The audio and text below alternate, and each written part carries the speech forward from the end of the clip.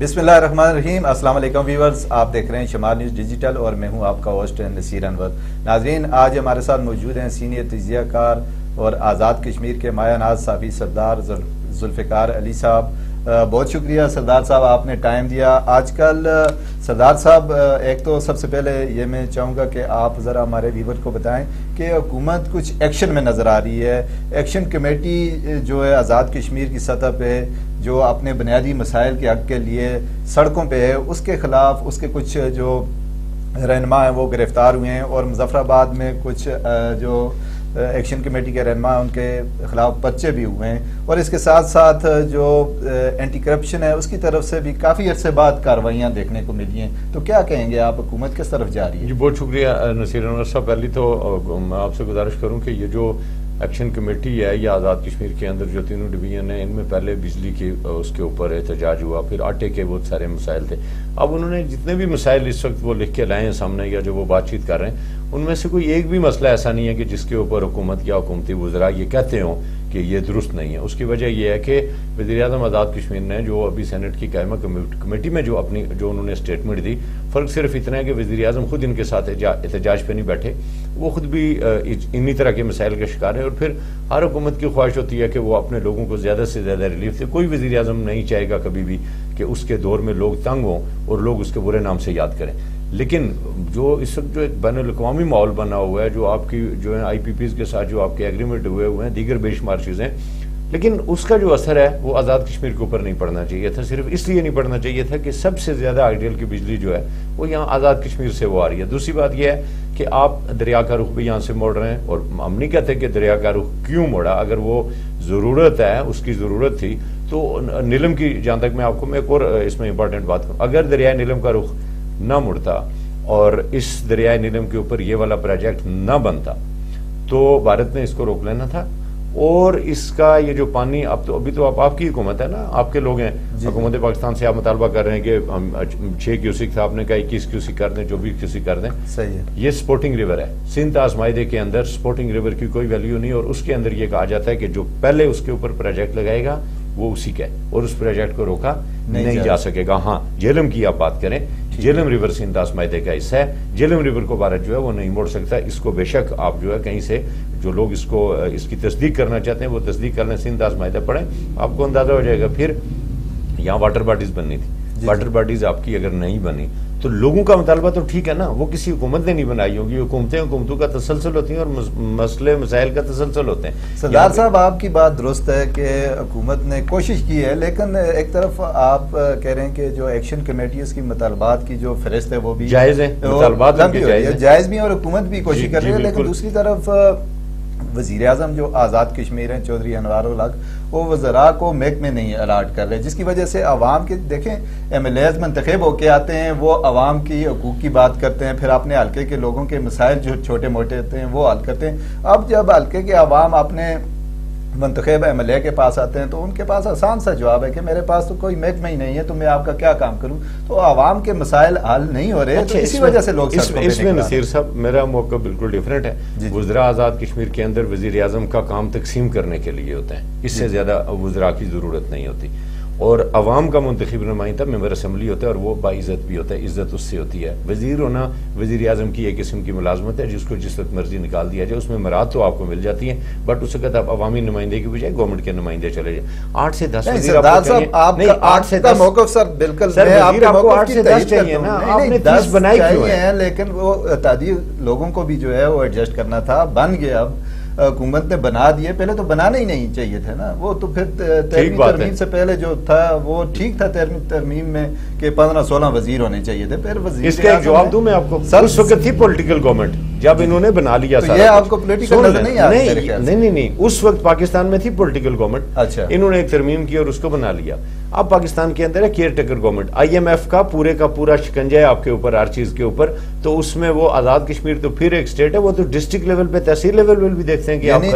تو بڑی وہ بات کر رہے ہیں کہ حالات جو ہیں آزاد کشمیر پہ کسی اور طرف جا رہے ہیں، کوئی نظام لپیٹنے کی طرف لپیٹنے کی طرف نہیں، بات ذرا میرا سوال جو پورا مکمل ہونے دیں کہ یہ کوئی اس طرف تو نہیں جا رہا، آپ باخبر آدمی ہیں ماشاءاللہ، آپ کے پاس بڑے، سر میری گزارش سنیں نصیر صاحب، میں نہیں کہہ رہا کمل لپیٹیں، میں یہ نہیں نہیں کہہ رہا سر کیوں نہیں دیے جا رہے؟ آپ کا بات ٹھیک ہے سر، میری گزارش سنیں نا، آپ دوسرے کی چھت پہ اپنا کمل نہ ڈالیں نا، آپ کی جتنی چھت ہے کمل اتنا ہی رکھیں نا، آپ دوسرے کی چھت پہ کیوں ڈالیں؟ 8 وزیروں سے 10 وزیروں سے جو نظام چل سکتا ہے، یہ کیوں نہیں صاحب نے کیسے چلایا 16 وزیروں کے ساتھ، اس کے بعد تنویر الیاس صاحب نے کیسے چلایا 16 وزیروں کے ساتھ، فاروق حیدر صاحب نے کیوں یہ کہا تھا کہ اگلی حکومت میں 16 وزیر، اس وقت 13ویں ترمیم اسی اسمبلی نے کی تھی نا، پھر وہی فاروق حیدر صاحب جو ہیں وہ ان لمیٹڈ کے اوپر اسمبلی کے اندر جو ہے وہ بحث کر رہے تھے، اس وقت ہم نے کہا تھا، لکھا تھا، آپ نے بھی یقیناً لکھا ہوگا، آج آپ ادروائز لے رہے ہیں، یو ٹرن لے رہے ہیں، لیکن اس وقت آپ نے بھی یہ لکھا تھا، آپ نے بھی لکھا تھا کہ ان لمیٹڈ نہیں ہونی چاہیے، یہ ان کے گلے پڑے گی، اور وسائل کا بھی طرح استعمال ہوتا ہے، جتنے وزراء زیادہ ہوتے ہیں ان کے، سر آج وزیر 16 ہو جائیں، کل محکمے مل جائیں گے، مگر 29 وزیروں کو محکمے ملتے مجھے نظر نہیں، یعنی وہ واپس آ جائیں، یو ٹرن لے لیں، وزیر اعظم یو ٹرن نہ لیں، پیچھے 16 پہ آ جائیں، 13ویں ترمیم جو قانون، ہاں اس کو اصل حالت میں، اس کو اصل حالت میں۔ آپ کا موقف صاحب درست ہے کہ وزراء جو ہیں وزیر اعظم کو سپورٹ کرتے ہیں، لیکن جو ہمارے آزاد کشمیر کی ایک روایت ہے، جو ہمارا سسٹم چل رہا ہے وہ مفلوج ہو کے رہ گیا میرے خیال سے، آپ نہیں سمجھتے؟ میرے خیال ہے ایک طرف سسٹم مفلوج ہوا ہے، دوسری طرف سسٹم کو بہت بڑا فائدہ بھی ہوا ہے۔ میں ایک بات آپ کو بتاؤں، آپ کہتے ہیں پیٹرول مہنگا ہو گیا، بڑا نقصان ہو گیا، میں کہتا ہوں پیٹرول کو 500 روپے لیٹر لے جائیں، ڈیزل سستا کریں،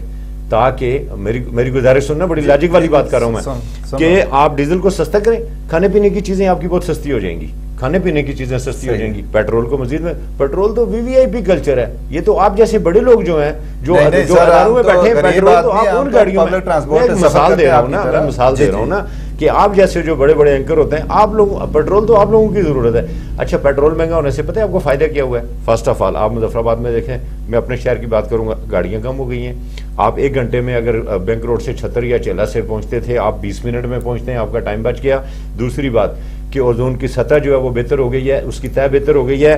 بیماریاں بے شمار کم ہو گئی ہیں، شہر کے اندر لوگوں نے واک کرنا شروع کر دیا، میری بات ہے، 1 منٹ میری بات، لوگوں نے واک کرنا شروع کر دیا ہے، صحت لوگوں کی بہتر ہو گئی ہے، دھواں کم ہو گیا ہے، پہلے بھی تو ہوتا تھا نا، 2-4 ٹریفک کا نظام بھی آپ کے مطابق درست ہو گیا ہے۔ آپ ڈیزل سستا کریں، اسی طرح میں یہ کہہ رہا ہوں ڈیزل سستا کریں، جو لوگوں کی ضرورت ہے، جس سے لوگ لنک کر رہے ہیں۔ صرف اس وقت آپ سے آزاد کشمیر لگتا ہے کوئی وزیر اعظم سے کوئی بہت زیادہ لے دے والا معاملہ تو نہیں ہے؟ وزیر اعظم سے کوئی ایسا معاملہ نہیں ہے، میں کہتا ہوں وزیر اعظم نے اتنے سارے جو لوگ ہیں، دیکھیں یہ نظام ہے، اس کا فائدہ کیا ہو کے رہ گیا، لوگ وزراء کے دفتر کے چکر لگاتے ہیں، چٹیں لے کے جاتے ہیں، اور سر کدھر سے مفلوج ہوا ہے؟ وزیر اعظم صاحب چلا رہے ہیں نا اچھے طریقے سے، یہ لوگ سڑکوں پہ ہیں، اب گرفتاریاں آ رہی ہیں، اور سر بعد میں چیئرمین ایکشن کمیٹی کو سمیت گرفتار، میں بتاتا ہوں وزیر صاحب جو ہیں، وزیر صاحبان جو ہیں، چند وزیر ضروری ہیں، یعنی میں کہتا سارے وزیر ضروری، باقی تو وزیر جو ہیں وہ صرف تکریاں تبادلے کے چکر میں ہوتے ہیں۔ آزاد کشمیر کے اندر مطلب مردم شماری میں آپ کو پتہ ہے 27 لاکھ آبادی آپ کی نکلی ہے، جی یہ ایک بریکنگ نیوز ہے کہ 27 لاکھ آپ کی آبادی نکلی، 1,10,000 آپ کا ملازم ہے، کون سی ریاست میں مطلب ہماری ایک ڈویژن سے کم آبادی، اور اتنا بڑا ہیوج سیٹ اپ ہمیں ملا ہوا ہے، اور پھر معذرت کے ساتھ مقبوضہ کشمیر کے مقابلے میں، سر میں ایکشن کمیٹی میں کہتا ہوں مقبوضہ جو مطالبات لے کے آ رہی ہے، وہ بجلی کے لے کے آ رہی ہے، آٹے کی سبسڈی کے حوالے سے لے کے آ رہی ہے، وہ ٹھیک بات کر رہے ہیں نا، میں تو مان رہے ہیں نا، وہ ٹھیک کر رہے ہیں۔ ہاں گرفتاریوں کی اس کی وجہ یہ ہے کہ آپ احتجاج کریں، سول نافرمانی کی طرف نہ جائیں، مساجد سے اعلان نہ کریں، یہ مناسب نہیں ہوتا، جو فورم آپ نہیں استعمال کر سکتے وہ نہیں کرنا چاہیے۔ یہاں پہ یہ جو آپ کے دھرنے کے لوگ بیٹھے ہیں، ان کو کیوں نہیں گرفتار کیا جا رہا ہے؟ ان کے خلاف کیوں نہیں FIR ہو رہی؟ جو اس لائن کو بریک کرے گا اس کے خلاف قانون حرکت میں آ رہا ہے، جو لائن بریک نہیں کرتا ان کو اجازت ہے، اور ان کے ساتھ مذاکرات بھی ہونے والے ہیں۔ جو احتجاج ہے اس کو دائرے کے اندر، دائرے کے دیکھیں نا، ہر چیز دائرے کے اندر رہنا چاہیے نا، ریاست کو چیلنج نہ کریں۔ اچھا سردار صاحب، یہ جو احتجاج کا اصل جو ریئیکشن آیا تھا راولہ کوٹ سے آیا تھا، وزیر اعظم صاحب نے دورہ بھی کیا ہے، تو کیا دیکھیں راولہ کوٹ میں انہوں نے بہت ساری چیزیں دی ہیں، راولہ کے لوگ احتجاج زیادہ کر رہے ہیں، بٹ میں جو دیکھ رہا ہوں وہ میرپور کے لوگوں کے مسائل زیادہ ہیں، مظفر آباد کے لوگوں کے زیادہ ہیں۔ کیوں؟ وجہ اس کی یہ ہے کہ میرپور میں متاثرین منگلا ڈیم ہے، صحیح، اور راولہ کوٹ میں متاثرین ایسے نہیں ہیں۔ مظفر آباد میں نیلم جلم کی وجہ سے یہاں کا ٹمپریچر ڈسٹرب ہوا ہے، آپ کی گریٹر واٹر سپلائی اسکیم کہیں پہ نہیں ہے، آپ کو تو گندا پانی پینے کو مل رہا ہے، یہاں کے لوگ زیادہ متاثر ہیں، وہ نہیں ہیں، لیکن وہ لوگ کھڑے ہوئے ہیں مظفر آباد اور راولہ کوٹ کے میرپور کے لیے، وہ ان لوگوں کے ساتھ کھڑے ہوئے ہیں، اور ان لوگوں نے بھرپور احتجاج کیا، اس حوالے سے منظم طریقے سے وہ اس لحاظ سے مبارکباد کے مستحق ہے۔ تاہم ہم ایک بات ضرور کہیں گے کہ احتجاج کے اندر جب آپ کشمیر بنے گا پاکستان اور کشمیر بنے گا خود مختار کا نعرہ لگائیں گے، جب آپ پولیٹیکل پارٹی کا ایجنڈا لے کے جائیں گے، جب آپ اس کو سیاسی یا مذہبی رنگ دیں گے، پھر وہ عوامی احتجاج نہیں ہوگا، پھر وہ پولیٹیکل ہو جائے گا، اور اگر یہ سیاسی احتجاج ہوگا تو اس کے اثرات وہ نہیں ہو سکیں گے جو ہونے چاہیے. اب میں دوسری بات آپ نے پوچھی تھی گرفتاریوں کی, اس کے اوپر میں ایک بات آپ کو وضاحت کروں. چیف جسٹس ہائی کورٹ نے چند دن پہلے ایک آرڈر جاری کیا ہے. انہوں نے کہا ہے کہ جتنے بھی میجسٹریٹ ہیں, جوڈیشل میجسٹریٹ یہ جو ہیں, ان کے پاس جو میجسٹریٹ کا اختیار ہے انتظامی افسران کے پاس, وہ ہائی کورٹ کا عطا کردہ ہوتا ہے, چیف جسٹس ہائی کورٹ کا. انہوں نے کہا کہ غلط اختیار اس کو مت غلط استعمال کریں, اور اپنی مانا پراگز سپورٹ بیٹھیں ہائی کورٹ کو کہ انہوں نے اس عرصے میں کتنے کام کیے ہیں. آپ کی جو حکومتیں ہوتی ہیں, جو ایم ایل اے ہوتے ہیں نا وزراء, وہ ان ڈپٹی کمشنر کے ذریعے کسی کی جو ہے نا عمارت بنوا دیتے ہیں, کسی کی گرا دیتے ہیں. یہ طریقہ کار نہیں ہونا چاہیے. میرا آپ سے سوال ہے, آپ سوچیں اس پہ. لوگوں نے تجاوزات کر لیں. میرا سوال ہے, لوگوں نے تجاوزات کر لیں. وہاں پہ پانی کا کنیکشن کس نے دیا, وہاں پہ بجلی کا کنیکشن کس نے دیا, وہاں پہ سیوریج کس نے دی؟ ہم لوگوں نے ان کو فیسلٹیز بند کریں. تجاوزات کیسے ہو سکتی ہیں؟ سہولتیں تو ہمارے محکمے دے رہے ہیں, ہم خود دے رہے ہیں. دوسری بات یہ ہے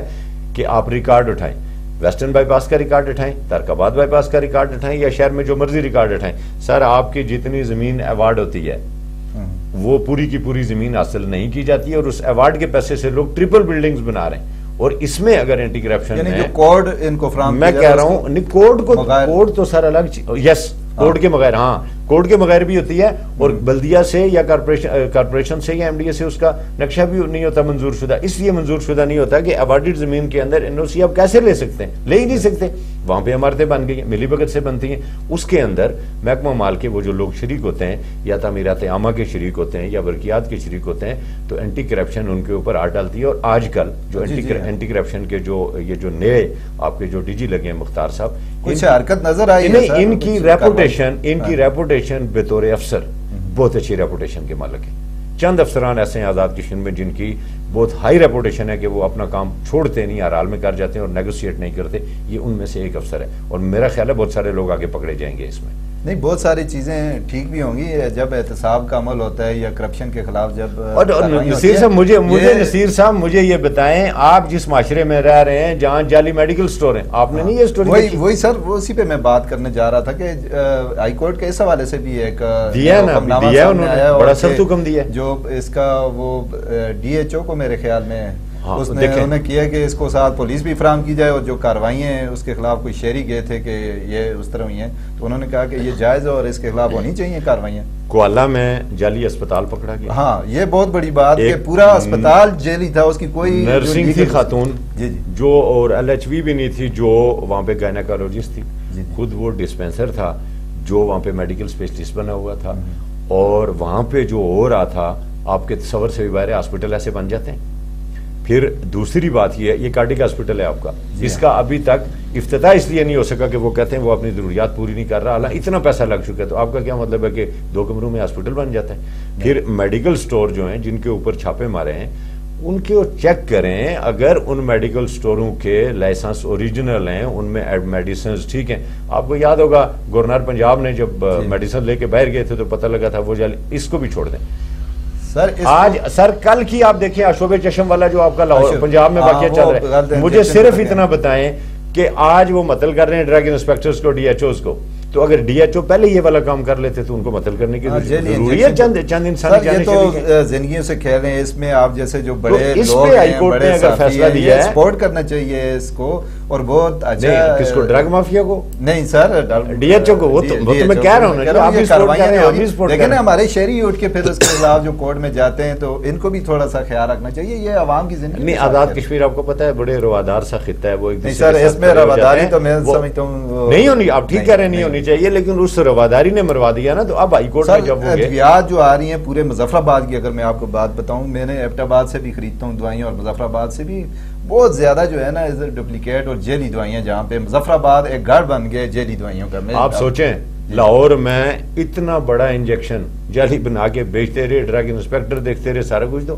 یہاں تو نیچرلی وہ دوائیاں تھیں, یہاں تو وہ چیزیں بھی آ رہی ہیں. مثلا یہاں پہ آپ کے وہ انرجی ڈرنکس آ رہے ہیں, وہ والی کولڈ ڈرنکس آ رہی ہیں, وہ والا گھی آ رہا ہے, وہ والی چیزیں آ رہی ہیں جو پنجاب فوڈ اتھارٹی نے کمپلیٹلی بین کی ہوئی ہیں. یہ اور اس پہ یہاں پہ آزاد کشمیر میں ان کو کھلی اجازت دی ہوئی ہے. تو آپ کیا سمجھتے ہیں جو دودھ ہے آزاد کشمیر میں جو آ رہا ہے وہ 100% مظفر آباد میں ٹھیک آ رہا ہے, میرپور میں ٹھیک آ رہا ہے؟ نہیں, وہ بھی ان کی ٹیسٹنگ لیب کے اندر. یہاں پہ تو انہوں نے لیب ہی نہیں بنائی ابھی تک اپنی. جب یہ بنائیں گے تو آپ کو پتہ لگے گا اس کے اندر کتنی جعل سازیاں ہوں گی. بہت شکریہ سردار صاحب، آج کے لیے اتنا ہی۔ ناظرین، سردار صاحب نے جیسا کہ بتایا کہ وزیر اعظم آزاد کشمیر نے اینٹی کرپشن کے حوالے سے بھی